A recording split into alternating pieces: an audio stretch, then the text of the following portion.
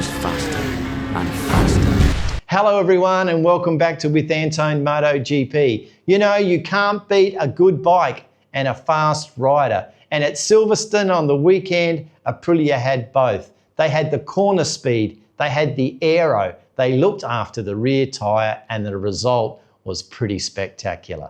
3 Aprilias on the podium on the sprint on Saturday and 3 again on the Grand Prix on Sunday. But Ducati, they had 6 riders trying to solve exactly the same problem. And Marc Marquez may have found the smartest solution of them all.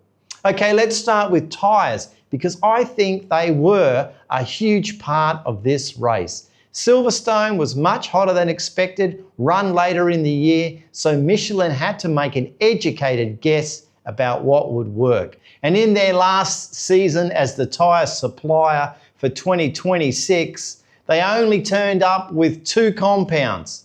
The riders had a choice between the soft and the medium. That's what they had available. No hard tyres. So did Michelin get it right? Well, if you're riding Aprilia, absolutely they got it right.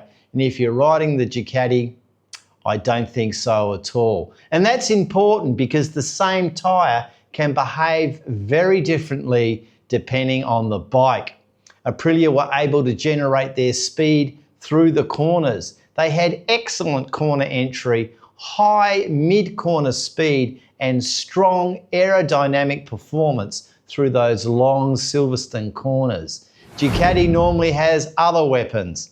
They brake hard, they turn the bike, they accelerate, they get it upright, and off they go. But the rear tyre isn't giving you what you need. What then can you actually do? Your weapon becomes less effective. And that played straight into Aprilia's hands. Okay, the perfect package this weekend. The results tell the story. Martin, Agura and Bezzecchi, 1, 2, 3 in the sprint.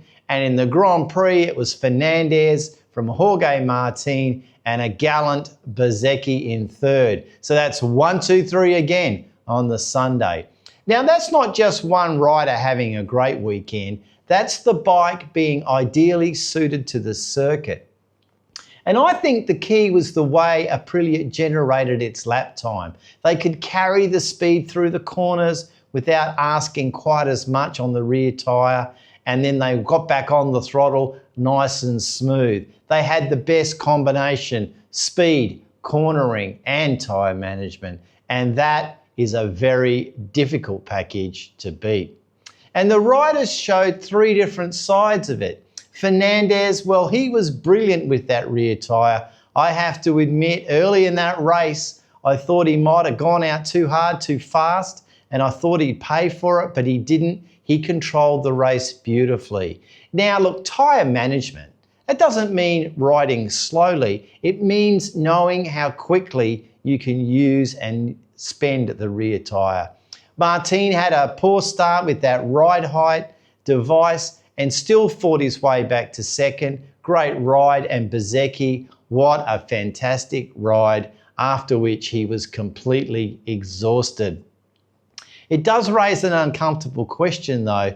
Should he have been riding? Look, I love seeing toughness in MotoGP riders, but there are points perhaps when courage and risk becomes 2 different things. It could have gone horribly wrong. And Agura, he showed the other side of racing. Even when you've got the best bike underneath you, MotoGP can still bite. And no, there's no team orders. I don't see any reason for Aprilia to interfere. Agura and Fernandez aren't getting in the way of the championship. They're right in the championship. They're racing for themselves, and Aprilia suddenly having several riders capable of winning races, that's not a problem. That's a competitive advantage, and that's what needs to be used. Well, over at Ducati, let's look at Ducati. Look, this weekend, suddenly the Ducati didn't become a bad bike, but Silverstone did expose a weakness, and that weakness was the rear tyre and the use of the tyre.